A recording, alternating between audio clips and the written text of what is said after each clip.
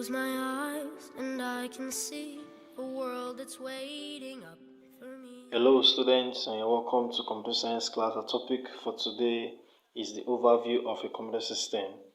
The overview of a computer system. When you were in junior secondary, J1 to be precise, you were taught the computer and all things about the computer. So what's a computer?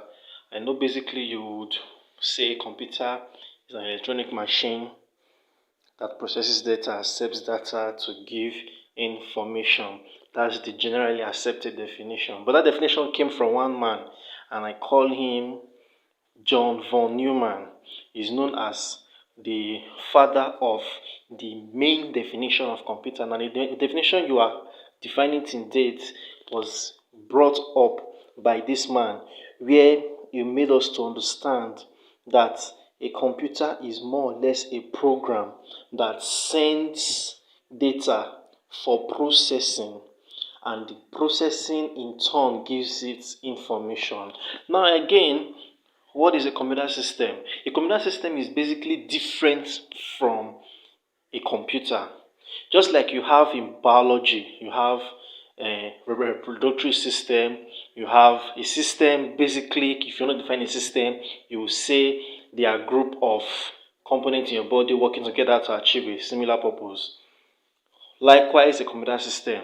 A computer system is a combination of various components of a computer that would work together to perform a specific function. I mean, all the components of the computer system work together to perform a specific function. And on that computer, you have various hardware devices that you can actually find. The number one there is we have the compact disc. Compact disc is known as a storage medium that is used to store data that is ready to be processed. Next is the CPU. The CPU is not the box.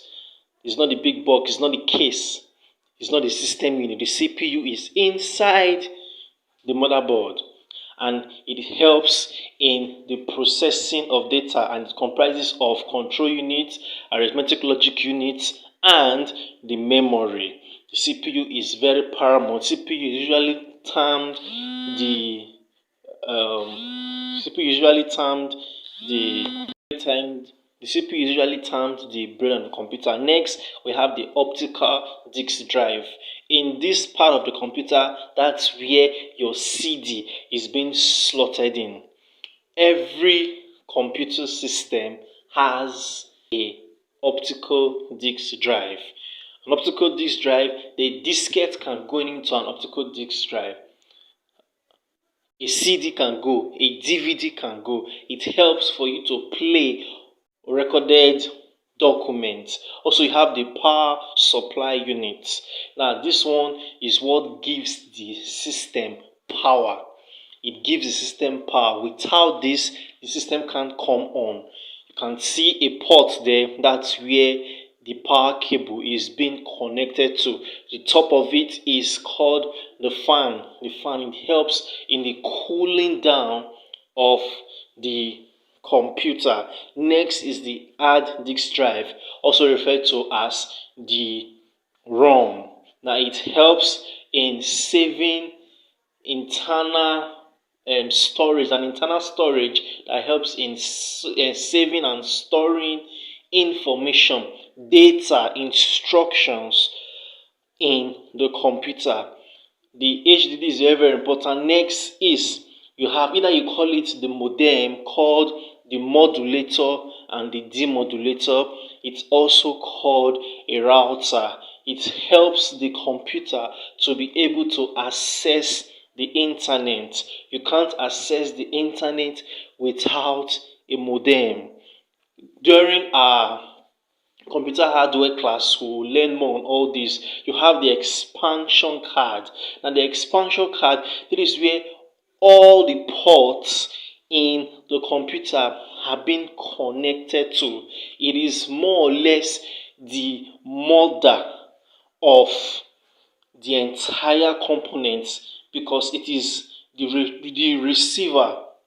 In a nutshell, you can call it, it is the female receptacle of a computer, because it receives current or signal from a main receptacle. Any cord that is being plugged into the computer comes directly to the expansion card. Now also you have the heat sink. Now the heat sink prevents the computer from overheating.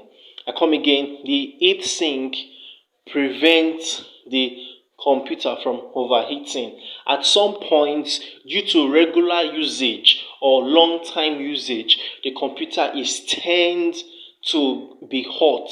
Now the heat sink helps to conserve that heat, and the fan of the through the power supply cord would supply air to cool down the heat. So the heat sink is more or less a conservative. And lastly, you have the motherboard. The motherboard is where all the components of the computer system is being inserted on. The motherboard is very different from the expansion slot, but the expansion slot is inside the motherboard.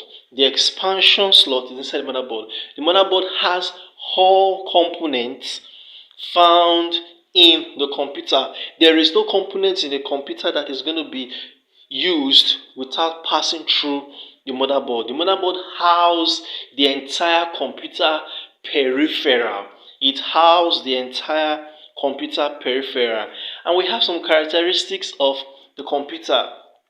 I arranged them in a lot of diagrams and a lot of charts. Now, the very first one we talk say computer speed. The computer has speed. The computer is versatile. When I say computer is versatile, it means that it can do a lot of things. Computer is accurate. A computer is always accurate, provided it's programmed well. A computer has no feeling, of course. It has no feeling. Anything you tell the computer to do, it does it without hesitation. The computer has no IQ. It is your IQ that you place in it that it delivers to you. The computer stores data, and the computer is very diligent. The computer is very, very diligent. It stores data and it's very diligent. Other characteristics of computer can include the computer is automatic. The computer is automatic, is reliable. Now you have a diagram of the components of a computer system. I want you to pay attention as I explain briefly what I mean. And this is a diagram of the components of the computer system. Let's say you have a data coming into the computer. That data is coming as an input device. Let's use a flash drive, for example. A flash drive can be regarded as an input device. Now, when you slot in the flash drive into the computer, it goes directly to the memory. Now, when it goes to the memory, what does it do? It stores it in the memory. And when it stores it in memory, now it's now sent a message to the CPU. Now remember, the CPU is comprises of three components, which is the arithmetic logic unit, the control unit, and the memory. Now when it goes there, it tells you, okay, is it an arithmetic function or is it a logical function? Now, when it has decided if it's an arithmetic function, the control unit now directs it back to the memory. At that point, processing is being done. And at the point of all this, it now concludes and says, okay, this is what the instruction is meant to do. And it sends it out and gives you the output after it has been processed, after it has been clarified. I come again from input to the memory, from the memory down to the arithmetic logic unit, and the arithmetic logic unit confirms if it is arithmetic or logic, and then it moves to the control unit and that tells you you should now give it back as an output device. Now in all, this is the diagram of a computer. So thank you, and I love you. See you in the next class where we'll talk more about. Every night I lie in bed, the brightest colors fill my head, a million dreams